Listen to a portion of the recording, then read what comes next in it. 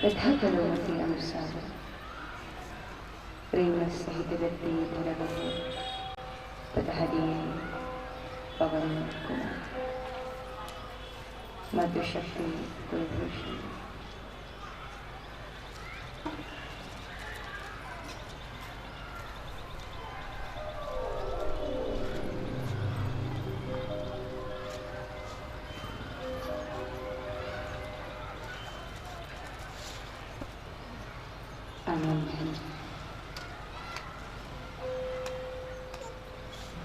परम पिता परमात्मा सच्चिदानंद स्वरूप जगत के आधार जगताधारी परमेश्वर जो समस्त जीवों को जन्म देकर उनका लालन पालन कर उन्हें अपने भीतर समेटने की शक्ति और सामर्थ्य रखते हैं।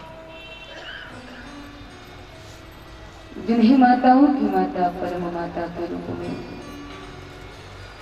और पिताओं के पिता परम पिता के रूप में जाना जाता है, पूजा जाता है, माना जाता है। ऐसे समस्त जीवों को सनाथ करने वाले अनाथों के नाथ श्री द्वारकानाथ, श्री पंढरीनाथ और मेरे परम आराध्य श्री रघुनाथ, और उन्हीं का यह वागमय स्वरूप श्री रामचरितमानस, वही आत्मा का परमात्मा से परिचय कराने वाले महात्मा प्रातः स्मरणीय मेरे सद्गुरुदेव परम पूज्य गुरुवर आचार्य श्री सुधांशु जी तथा महिमा में मानस मार्तंड परम वंदनीय परम पूजनीय मां कंकेश्वरी देवी तथा इस आध्यात्मिक, इस पौराणिक, इस तपस्थली कर्मभूमि के अनुग्रह से आयोजनकर्ताओं के दृढ़ संकल्प से बड़े मंगलमयता के साथ गौरक्षण के इस दिव्य भूमि में उपस्थित होकर के मां अम्बा के सम्मुख और गौमाता के सानिध्य में मर्यादा पुरुषोत्तम श्री राघवेंद्र सरकार की यह दिव्यमयी गाथा भगवान श्री राम की यह दिव्यमयी राम कथा, जिसका बड़े ही मंगलमयता के साथ अपूर्वतम भाव के साथ कल से श्री गणेश हम लोग कर चुके हैं। जो कथा समस्त मंगलों को करने वाली है, अमंगलों का हरण करने वाली है। मंगल करणी कलिमल हरणी तुलसी कथा रघु नाना, तो जो अमंगलों का हरण करती है, सबका मंगल करती है, तो उसी दिव्यमयी कथा को आयोजित करने का हेतु भी लोक मंगल ही है, लोक कल्याण ही है। क्योंकि भगवत कथा से बढ़कर के लोक मंगल का कार्य, लोक कल्याण का कार्य दूसरा कोई हो ही नहीं सकता। महाराज हम पूरी दुनिया को बदल नहीं सकते, किसको बदलेंगे? या हमसे हमारे बच्चे नहीं बदल जाते, या हमसे हमारे बच्चे नहीं समझते, पड़ोसी को हम नहीं सुधार पाते, दुनिया को कहाँ सुधार पाएंगे? तो संपूर्ण विश्व को बदल तो हम नहीं सकते, लेकिन कथाओं का आयोजन जब होता है और कथा को जब गाया जाता है तो ऐसा निश्चित है, अनुभव की बात है कि 7 दिन की कथा में एकाध विभीषण तो पैदा हो ही जाता है।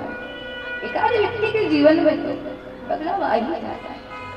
कथा मन को बदलती है, कथा चरित्र को पवित्र करती है, और जिस दिन लोगों की मनस्थिति बदलेगी उस दिन देश की परिस्थिति बदल जाएगी। कथा मनस्थिति को बदलती है। और ये वही कथा है महाराज जो मन को मालिक से जोड़ती है। ये वही कथा है जो मन को मनमोहन से जोड़ती है। ये दिव्य में वही कथा है जो मन को निर्मल बनाने का भी कार्य करती है। निज मन मुकुर सुधारी, मन निर्मल बनता है। और यही हेतु है इस आयोजन का, यही हेतु है इस कथा को गाने का। लोक कल्याण हो, लोक मंगल हो। और इसी मंगल विभाव के साथ कल से हम सब लोग इस दिव्यमयी धारा में प्रवाहित हो रहे हैं, स्नान कर रहे हैं, सरोवर हो रहे हैं। तो चले, एक मौका और मिला है कि द्वितीय दिन में, द्वितीय सत्र में बैठ करके सरकार की उसी रस्मई कथा को हम सब गावे, हम सब गुनगुनावे। महाराज कल के कथा में मानस का संक्षेप प्रदर्शन करके 7 श्लोकों में से बालकांड के 7 श्लोक मंगलाचरण के साथ हम सभी ने मानस का श्री गणेश किया। और वही गोस्वामी जी मानस के आरंभ में अनेक संत महात्माओं को वंदन करते हैं, सबको प्रणाम करते हैं। सिया राम में सब जग जानी जान करके हर एक जर्रे जर्रे में भगवान रमापति राम को अनुभव करते हुए गोस्वामी जी सबको वंदन करने के पश्चात अंत में महाराज यहाँ पर गोस्वामी जी कथा को जब आरंभ करते हैं, कथा का जब श्री गणेश करते हैं, तो मानस के आरंभ पर श्री गोस्वामी जी दो संतों की मुलाकात का दर्शन कराते हैं। और ये दोनों महात्मा ऐसे हैं, मननशील है, विवेकशील है, ज्ञानी है, गुण निधि है, तो उन्हीं का ही परिचय गोस्वामी जी यहाँ मानस में रखते हैं और गाते हैं। भरद्वाज मुनि बसहि प्रयागा, विनयीला अति अनुरागा। भरद्वाज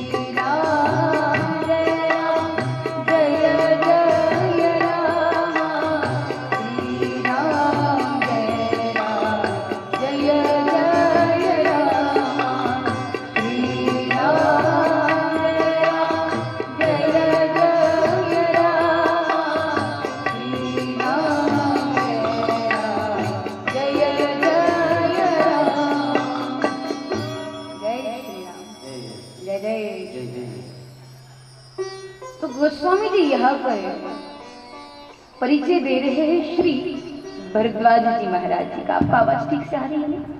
आवाज ठीक से आ रही है? भरद्वाज जी महाराज जी का परिचय यहाँ पर गोस्वामी जी आरंभ में देते हैं। कहते हैं भरद्वाज मुनि बसहि प्रयागा। अब यहाँ पर गोस्वामी जी ने एक शब्द लिखा कि ये जो भरद्वाज जी महाराज है ये प्रयाग में बसे हुए हैं। हालांकि यदि आप गौर करो तो भरद्वाज जी महाराज जी को इस धरा से विदाई लेकर के हजारों वर्ष बीत चुके हैं। हजारों वर्ष पहले भरद्वाज जी महाराज इस लोक को छोड़ करके भगवान के गोलोक धाम में प्रस्थान कर चुके हैं। लेकिन उसके बाद भी गोस्वामी जी लिखते हैं कि भरद्वाज मुनि बसे ही प्रयागा, कि वो अभी भी प्रयाग में बसे हुए हैं। हालांकि गोस्वामी जी को लिखना चाहिए था कि हाँ एक समय था कि प्रयाग की भूमि में भरद्वाज जैसे भी कोई महात्मा बसा करते थे। अब ये ठीक था, थे बोले तो ठीक था, पर वो कह रहे कि आज भी प्रयाग में बसे हुए हैं। किसी ने पूछा ऐसा क्यों बाबूजी? बाबा जी आपने भरद्वाज कब थे, अब कहाँ है? आपको तो बोलना चाहिए तब थे, एक समय था प्रयाग में बसा करते थे, अब तो वो विदा हो गए, फिर अभी आपने उनके लिए है शब्द का प्रयोग क्यों किया? तो गोस्वामी जी कहते हैं भरद्वाज जी ऐसे महात्मा है कि इनके पास अमर होने का उपाय है। ऐसा उपाय है कि देह के खत्म होने के बाद भी इनकी समाप्ति नहीं होती। ऐसा अमर होने का उपाय श्री भरद्वाज जी महाराज जी के पास है। बोले क्या उपाय है? बोले एक तो है प्रभु प्रेम और दूसरा है परमार्थ। ये दो उपाय है, जिसने भी अपने जीवन में इन दो चीजों को धारण कर लिया वह व्यक्ति अमर लोक, इस मृत्यु लोक में भी अमर लोक की अनुभूति कर जाता है। हमारा ये दो काम सावधानी के साथ करना है। क्या करना है? मन से मालिक का भजन करना, ये अमर होने का उपाय, ध्यान से सुनना। मन से मालिक का भजन करो और शरीर से अन्य शरीरों की सेवा करो। जिसने ये दो काम सावधानी के साथ कर ले वो व्यक्ति अमर हो जाता है। हमारे भारतवर्ष के जितने भी संत महात्मा हुए उन्होंने यही किया। हमारा मन से मालिक का भजन किया और शरीर से अन्य दिन दुखियों की सेवा की। फिर वो श्री संत नामदेव जी महाराज हो, जगत गुरु तुकाराम जी महाराज हो, वैराग्य मूर्ति श्री संत गाड़गी महाराज जी हो, वंदनीय राष्ट्र संत श्री तुकडो जी महाराज जी हो, या फिर श्री ज्ञानेश्वर जी महाराज। ये ऐसी ऐसी विरल विभूतियां रही जिन्होंने अन्य अपने शरीर से अन्य शरीरधारियों की सेवा की और मन से भगवान का भजन किया। महाराज इसीलिए आज भी इनको जगत में याद किया जाता है, इनको वंदन किया जाता है। हनुमान जी महाराज अजर है, अमर है। हम गाते हैं ना, अजर अमर गुण निधि सुत हो करो बहुनी परमात्मा। दुनिया में कुछ लोग ऐसे होते हैं जो खाली लेना जानते हैं, देना नहीं। एक धन्ना सेठ थे, उसने अपनी जिंदगी में केवल लेना सीखा था, देना उसको आता ही नहीं था महाराज, कभी भी नहीं। उसके हाथ जब भी उठे लेने के लिए उठे, देना उसको आता ही नहीं था। तो हुआ यह कि एक बार वही धन्ना सेठ रास्ते से चलते चलते रास्ते में आए हुए कुएं में जाकर के गिर गया और कुएं से निकले हुए पेड़ पर लटका हुआ था। तो अगल बगल के आने जाने वाले लोगों ने कहा कि भाई सेठ जी अपना हाथ दीजिए, हम आपको अब भी ऊपर निकालते हैं। लेकिन जहां देने का नाम आया तो इस सेठ ने मरना कबूल कर लिया, पर हाथ देने को तैयार नहीं हुआ, क्योंकि देना आता ही नहीं था। अब लोग आधे घंटे से कह कह के परेशान हो गए कि सेठ जी अपना हाथ दीजिए, हम आपको ऊपर निकालते हैं, पर देने का नाम आए तो सेठ जी हाथ पीछे कर ले, दे ही ना। अब लोग कहते कहते परेशान हो गए। इतने में उसी धन्ना सेठ का एक मित्र आया, उसने देखा इतनी भीड़ है, पूछा क्या बात है भाई। लोगों ने बताया सेठ जी कुएं में गिरे हैं, कुएं से निकले हुए पेड़ पे लटके, हम आधे घंटे से बोल रहे हाथ दीजिए पर देते नहीं, तो अब कैसे निकालेंगे इनको बाहर। तो मित्र ने कहा चिंता मत करो, मैं इनके स्वभाव को जानता हूँ, अब भी निकालता हूँ बाहर। सो इस सेठ का मित्र कुएं के पास गया और जाकर के बोला रामलाल जी मैं हूँ आपका दोस्त, चिंता मत करो, मैं अब भी आपको कुएं से बाहर निकालता हूँ, बस आप मेरा हाथ लीजिए। अब जैसे ही लेने का नाम आया, अभी तक सब लोग बोल रहे थे सेठ जी अपना हाथ दीजिए, पर देने को तैयार नहीं आया। पर जैसे दोस्त ने बोला सेठ जी मेरा हाथ दीजिए, मैं अब भी बाहर निकालता हूँ, तो एक फट से सेठ ने अपना हाथ आगे कर दिया। तो होते हैं दुनिया में कुछ ऐसे भी लोग होते हैं जो खाली लेना जानते हैं, देना नहीं। हमने देखा दुनिया में कुछ लोग महाराज गाजर और मूली की तरह भी होते हैं। गाजर और मूली को आपने देखा है ना, गाजर और मूली तो अंदर होती है, लेकिन ऊपर से उसके पत्ते हिलते हुए कहते हैं हमारे पास कुछ नहीं है, हमारे पास कुछ नहीं है। लेकिन किसान जानता है अंदर बहुत कुछ है, इसीलिए एक ही झटके में उखाड़ लेता है। उसी तरह से कुछ लोग होते हैं ना, यदि आप उनको किसी लोक कार्य के लिए कुछ मांगने के लिए जाओ तो होता तो है, फिर भी कहते हैं हमारे पास कुछ नहीं है, हमारे पास कुछ नहीं है। लेकिन भगवान जानता है अंदर बहुत कुछ है, इसलिए एक ही झटके में उखाड़ लेता है। तो या तो फिर उसका वो धन डॉक्टर के पास चला जाएगा, या तो वकील के पास चला जाएगा, या फिर चोर चुरा के ले जाएगा, क्योंकि वो तो कहीं ना कहीं से निकल ही जाएगा। महाराज धर्म में नहीं लगाओगे तो जब निकलेगा तो बहुत दुख दे करके निकलेगा। इसीलिए जरूरी है जो धन धर्म का है अपनी कमाई में से चौथा भाग धर्म कार्य में लगाना ही चाहिए, देना चाहिए, दान करते रहना चाहिए हमारा। क्योंकि दान की विशेषता यह भी है जितना आप दोगे उससे कई गुना होकर के वही वापस आपके खाते में जमा हो जाएगा। अब देखो जो लोग हमेशा देते रहते हैं ना, हमेशा लुटाते रहते हैं, कभी उनके जीवन को आप देखो, जब उनको पैसे की जरूरत पड़ेगी ना, ऐसे में उनके घर में कोई अर्थव्यवस्था नहीं होगी, पर दान करना उनका स्वभाव है ना, तो ऐसे में कहीं ना कहीं से व्यवस्था हो ही जाएगी, कोई ना कोई आकर के मदद कर ही देगा, लेकिन उसका काम रुकने नहीं देगा, कहीं ना कहीं से काम बन ही जाएगा। ये विशेषता है महाराज दान की, इसीलिए लुटाते रहना चाहिए, देते रहना चाहिए। जितना दोगे 4 गुना करके वही वापस मिलेगा। सीधी भाषा में बोलो तो जैसे आपने गेहूं का एक दाना बोया, ठीक है, अब आपने एक दाना बोया, उसमें से 2 डंठल निकले, तो एक डंठल में 50 दाने, दूसरे डंठल में 50 दाने, दोनों मिला के कितने हो गए 100 दाने।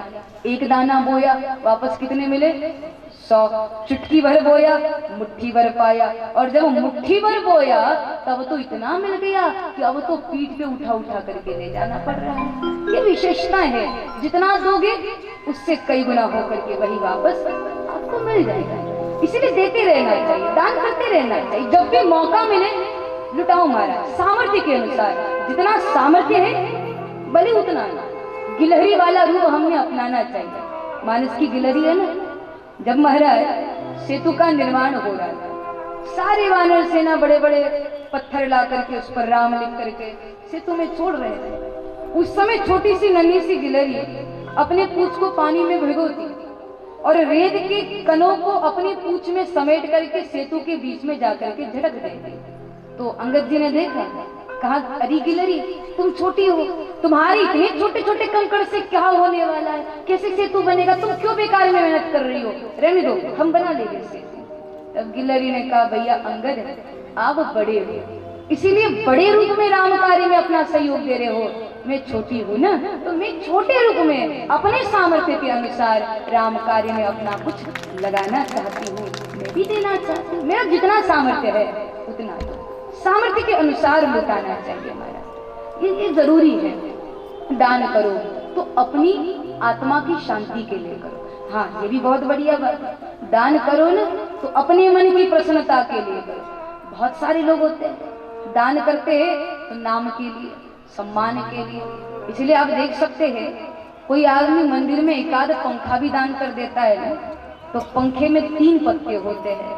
आदमी इतना कमाल का है, एक पत्ते पर खुद का नाम लिख देगा, दूसरे पत्ते पे पिताजी का नाम लिख देगा, तीसरे पत्ते पे दादाजी का नाम लिख देगा, और जैसे स्विच ऑन किया तो तीनों पीढ़ियां एक साथ घूमती रहती है हमारा। ये भी कोई काम की बात है। दान अपनी आत्मा की शांति के लिए होना चाहिए, न कि किसी को दिखाना। जहाँ जरूरत है वह दान होना चाहिए, जहाँ आवश्यकता है वह दान होना चाहिए। मेरे पूज्य सद्गुरुदेव हमेशा कहते हैं कि गुलिस्तान में कलियां तरस रही है और सागर में बादल बरस रहे हैं। ये काम की बात नहीं है। जहाँ गुलिस्तान में जहाँ पौधों को पानी की जरूरत है वहाँ वर्षा नहीं हो रही और समुद्र में निरंतर बारिश होती चली जाए, काम की बात नहीं है हमारा। तो जहाँ जरूरत है वहाँ दान करो।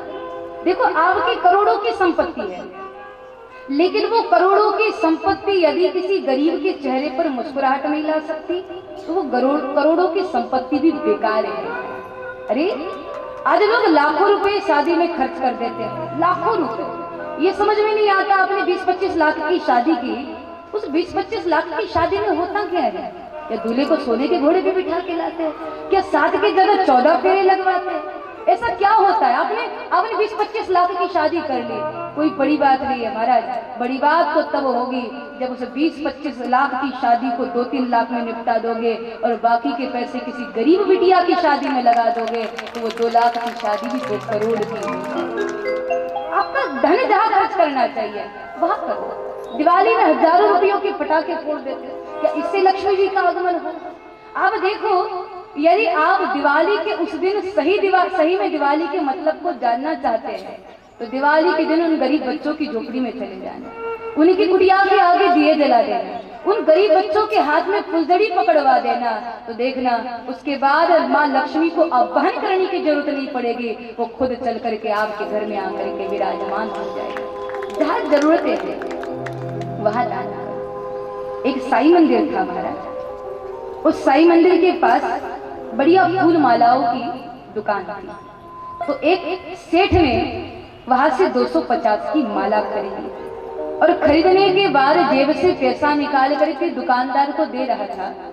इतने में गरीब का बच्चा आया, उसने आकर के सेठ को छूते हुए बोला, सेठ बहुत भूख लगी है, कुछ खिला दो। पैसा नहीं चाहिए, कुछ खिला दो, बहुत भूख लगी है। तो जैसे उस गरीब के बच्चे ने छूते हुए सेठ को जब बोला तो सेठ को बड़ा गुस्सा आया। उसने उस बच्चे को धक्का दिया, अपने रुमाल से अपने जेब से रुमाल निकाल करके अपने हाथ को साफ करने लगा और उस बच्चे को डांटने लगा। वो 11-12 वर्ष का बच्चा होगा। कहने लगा, सेठ पैसा मत दो, कुछ खिला दो, बहुत भूख लगी है। लेकिन उसके बाद भी उस सेठ को दया न आई।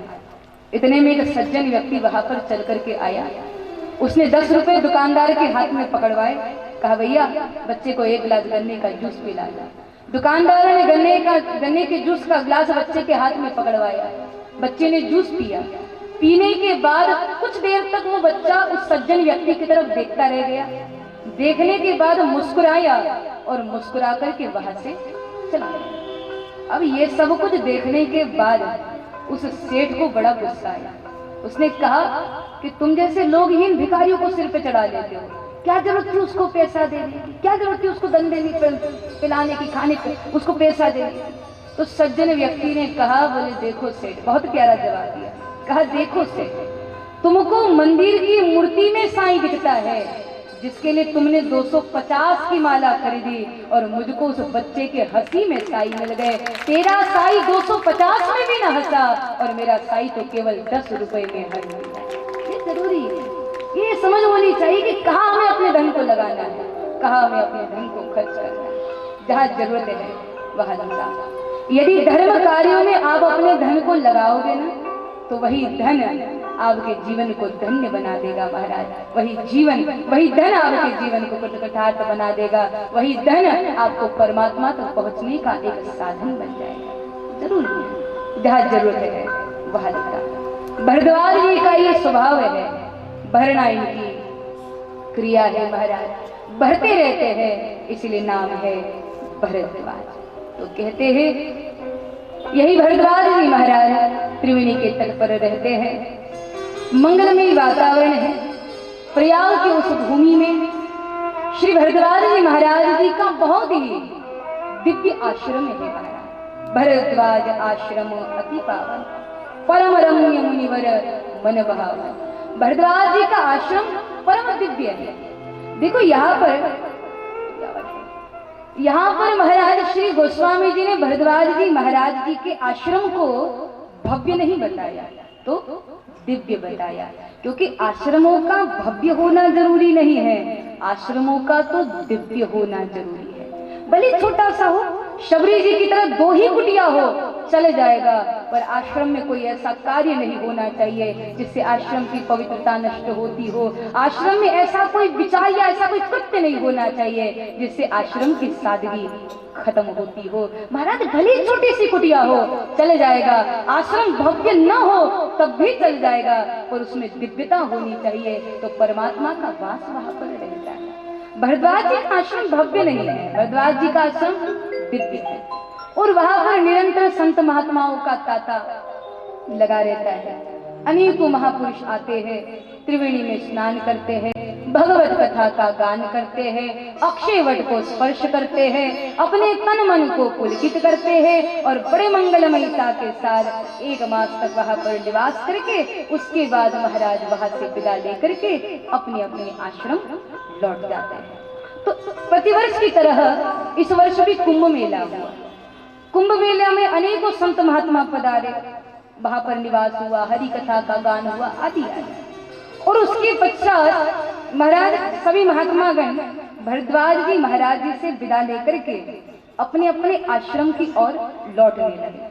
तो भरद्वाज जी ने तो सबको विदा करा दिया, लेकिन जैसे ही सारे महात्माओं के अंत में याकवल्क नाम के महात्मा जी ने विदा मांगी, तो भरद्वाज जी महाराज ने याकवल्क जी को विदा नहीं किया महाराज, बल्कि याकवल्क जी के चरणों को भरद्वाज जी ने पकड़ लिया। अब नारायण साधु को पकड़े कैसे, क्योंकि लोभ दिखाकर साधु पकड़ में आते नहीं, और जो आ जाए फिर तो वो साधु ही नहीं। साधु संतों को जो खुद महाराज पकड़ है उनको किसी की क्या जरूरत। हजारों लोग संतों को अपनाते हैं, पर संतों ने कितनों को अपनाया है ये भी तो जरूरी है। कोई एक रससिद्ध महात्मा, एक साधना संपन्न महापुरुष किसी को क्यों अपनाएगा महाराज। कहते हैं कोई भी सच्चा संत किसी भी व्यक्ति को तब अपनाता है जब सामने खड़े व्यक्ति का मन बच्चे की तरह निर्मल होता है, और दूसरा जो लोक कल्याण की भावना से भरा होता है, तो कोई भी संत ऐसे धातु को अपनाने का सामर्थ्य रखते हैं महाराज। और भरद्वाज जी में ये दोनों चीजें हैं, भरद्वाज जी में परमार्थ भी है और प्रभु प्रेम भी है, इसीलिए याकवल्क जी महाराज जी उनके पकड़ में आ गए। और भरद्वाज जी ने बड़े मंगलमयता के साथ याकवल्क जी को आसन दिया, चरण पखारे, कुटिया में ले जाकर के उनको बढ़िया आसन पर विराजमान कराया, और भरद्वाज जी महाराज याकवल्क जी के चरणों में बैठ गए। अब चरणों में बैठ करके यहाँ पर श्री भरद्वाज जी याकवल्क जी महाराज जी से कहते हैं, महाराज मेरे मन में बहुत भारी संदेह है, पर उस संदेह को कहते हुए मुझे बड़ा भय भी लग रहा है, बड़ी लज्जा भी आ रही है। भय इस बात का लग रहा है कहीं आप ये ना समझ लें कि मैं आपकी परीक्षा ले रहा हूँ, और लज्जा इस बात की आ रही है कि इतनी आयु बीत गई लेकिन अभी तक राम तत्व को मैं जान न पाया, तो मेरे मन में संदेह है, और यदि मैं उस संदेह को ना कहूँ तो अज्ञानी रह जाता हूँ, इसलिए महाराज मैं अपने प्रश्न को आपके सामने प्रकट करता हूँ। तो यह कह करके श्री भरद्वाज जी महाराज जी ने अपने प्रश्न को महाराज याकवल्क जी महाराज जी के सम्मुख रखा। एक राम भेष कुमारा, एक राम भेष कुमारा, तीन कर चरित विदित संसारा, तीन कर चरित विदित संसारा, नारी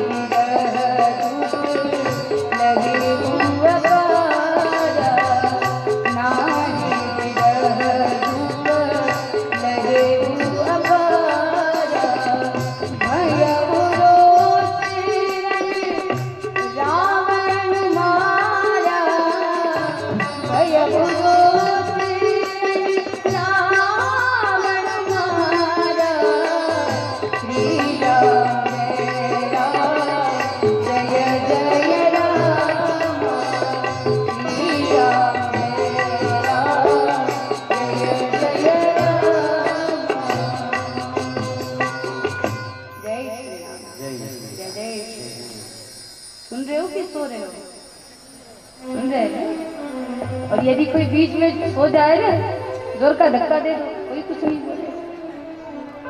तो महाराज यहाँ पर श्री भरद्वाज जी महाराज अपना प्रश्न रखते हैं। एक राम अवधेश कुमारा तिन कर चरित विदित संसारा नारी विरह दुख लयु अपारा भयउ रोसरण रावण मारा।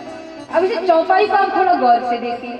तो इस एक चौपाई में महाराज भरद्वाज जी ने पूरी राम कथा सुना दी, पूरी कि एक राम अवधेश कुमारा, अंत तक रावण के वध तक की पूरी कथा एक ही चौपाई में यहाँ पर गोस्वामी जी ने सुना दी महाराज। अब जब एक छोटे से बच्चे ने इस चौपाई को सुना ना, तो उसने भी तोतली भाषा में 4-5 लाइन में पूरी राम कथा सुना दी महाराज। एक छोटे से बच्चे के मुख से सुना, उसने 3-4 लाइन में पूरी राम कथा सुना दी। आपको भी सुना है क्या? बहुत प्रेम से सुना है। उसने कहा, बोले एक राम एक रावण ना, ध्यान से सुनना, एक राम एक रावण ना, एक क्षत्रिय एक ब्राह्मण ना, एक राम एक रावण ना, एक क्षत्रिय एक ब्राह्मण ना, उसने उसकी नारी चुराई, उसने उसकी भई लड़ाई, इतनी बातन बातन ना, तुलसी लिख गए पोथन ना। पूरी राम कथा, यही गोस्वामी जी की भी विशेषता है महाराज, एक ही चौपाई में पूरी राम कथा सुनाई। अब यहाँ सोचो, यदि सुनने वाला श्रोता ही प्रश्न के रूप में पूरी राम कथा सुना दे, तो फिर वक्ता के पास बचाई क्या है सुनाने के लिए? भरद्वाज जी ने प्रश्न में ही पूरी राम कथा सुना दी कि महाराज एक राम अवधेश कुमारा, एक राम है जो अवधेश का बेटा है, वो 4 भाई है, जनकपुरी में विवाह हुआ है, आदि आदि आदि सारी कथा सुना दी महाराज। रावण के वध तक की पूरी कथा श्री भरद्वाज जी ने प्रश्न के रूप में यह याज्ञवल जी को सुना दी। तो अब याज्ञवल जी के पास बचाई क्या है सुनाने के लिए? तो कहते हैं भरद्वाज जी ने संक्षिप्त में राम कथा इसीलिए सुनाई क्योंकि भरद्वाज जी महाराज बताना चाहते कि महाराज ये कथा तो सारी दुनिया जानती है, सब जानते हैं अवधेश के बेटा राम है, सीता जी के साथ विवाह हुआ है जनकपुरी में, वापस आए, फिर राजतिलक की बात हुई, फिर वनवास हुआ, फिर सीता जी का अपहरण हुआ, फिर रावण जी को क्रोध आया, भयउ रोसरण रावण मारा, वापस आए राजगद्दी पे बैठे। पूरी दुनिया इस कथा को जानती है महाराज, हर कोई इस कथा को जानता है, लेकिन जानने के बाद भी उस राम को मानते कितने लोग हैं? जानते तो सब है पर मानते कितने हैं? कथा तो सब जानते पर मानते कितने हैं? तो हे याज्ञवल्क्य जी, आप हमको केवल इतना मत सुनाओ कि अयोध्या में जन्म हुआ, जनकपुरी में विवाह हुआ, बल्कि इसी कथा पर मंथन करके ऐसा तत्व निकालिए, एक राम रस निकाल करके हमको पिलाइए, इस मानस पर ऐसा मंथन करिए और मंथन करके मक्खन निकाल करके हमको दीजिए, आप हमको राम तत्व पिलाइए। ऐसी कथा सुनाई महाराज जिसके बाद हमको भी लगे कि वो परमात्मा हमारा भी कुछ लगता है। क्योंकि जब कथा सुनते हैं तब ऐसा अनुभव होता है कि राम तो कौशल्या का बेटा है, हमारे साथ उसका क्या लेना देना, वो पति सीता के हैं, हमारे क्या लगते हैं। जब सुनते हैं तो लगता है वो भाई भरत के हैं, हमारा उनका क्या संबंध। जब सुनते हैं तब लगता है वो दुश्मन रावण के हैं, हमारे दुश्मन भी नहीं लगते, तो फिर क्यों माने, क्यों भजे? तो जानते तो सब है महाराज, लेकिन जानने के बाद भजते कितने लोग हैं? तो आप राम तत्व हमको पिलाइए, वो राम रस पिलाइए। केवल इतना नहीं सुनना कि एक राम अवधेश कुमारा, ये बहुत बार सुन चुके हैं, कुछ विशेष। महाराज याज्ञवल्क्य जी ने जैसे ही भरद्वाज जी के ऐसे जिज्ञासु मन को देखा, यही होता है जब सामने वाला व्यक्ति बैठ करके मजे के साथ जिज्ञासा के साथ बैठ करके सुनता है तो सुनाने वाले को भी करंट मिलता है। और सामने बैठा हुआ व्यक्ति यदि आरोड़िया जामोड़िया ले करके सुने तो फिर कैसे मजा आ सकता है हमारा। यहाँ पर भरद्वाज जी की जिज्ञासा रही और उसी जिज्ञासा के चलते एक बार पुनः यह प्रेम रूपी भागीरथी याज्ञवल्क्य जी महाराज जी के मुखारविंद से प्रवाहित हुई। इस कथा को अनेक संत महात्माओं ने गाया है महाराज, अनेकों बार। गावत संत शंभु भवानी अरुहट संभव मुनि विज्ञानी, अनेकों ने गाया और आज याज्ञवल्क्य जी महाराज भी बैठ कर के गा रहे हैं। और जैसे ही याज्ञवल्क्य जी महाराज सुनाने लग गए, भरद्वाज जी से कहते हैं, सुनो भरद्वाज जी, मैं आपको कथा तो सुनाऊं पर पहले राम कथा नहीं, पहले शिव कथा सुनाओ। अब कैसी विचित्रता है, पूछी है राम कथा और सुना रहे हैं शिव कथा, क्योंकि उसका भी कारण है महाराज। कहते हैं जिसको शिव कथा में आनंद आता है वही राम कथा का अधिकारी है। और भगवान राम भी कहते हैं ना मानस में कि शंकर बिना नर भगति न पावे मोरी, कि शिवजी की कृपा को प्राप्त किए बिना कोई राम दरबार में प्रवेश करने का अधिकार नहीं रखता। इसलिए यादव जी ने पहले शिव कथा सुनाई है। ये शिव कथा अर्थात इसका ये क्या है? शिव का अर्थ होता है कल्याण। जैसे हमने कल कहा, शिव का अर्थ होता है कल्याण, ये कल्याण स्वरूप है। और महादेव की कथा भी कल्याण करने वाली कथा है। शिव कथा ऐसी है जिसको सुनने के बाद महाराज सुनने वाले व्यक्ति के मन में ये उत्सुकता जागती है कि अब तो हमको इसी जन्म में अपना कल्याण करना है, उद्धार करना है, अगले जन्म में नहीं, 10 साल के बाद नहीं, 5 साल के बाद नहीं, अब तो 7 दिन का मौका मिला है, इन्हीं 7 दिनों में अब अपना कल्याण करना है, अपना उद्धार करना है। बहुत किए बेफिजुल की बातें, अब जपे जाप तेरा वो जवा चाहता हूँ, किए हुए कसूरों की क्षमा चाहता हूँ, उधारी में बीती मेरी आधी उम्र, अब तो कुछ जमा चाहता हूँ। तो जब ये भाव जागने लग जाए समझ लेना चाहिए शिव कथा का प्राकट्य हो चुका है हमारा। ये कल्याण की कथा है। और याकवन जी महाराज उसी शिव कथा को यहाँ पर मंगलमयता के साथ सुना रहे हैं। महाराज बड़े भाव के साथ याकवन जी महाराज गाते हैं और बड़े प्रेम के साथ कहते हैं, एक बार त्रेता जुग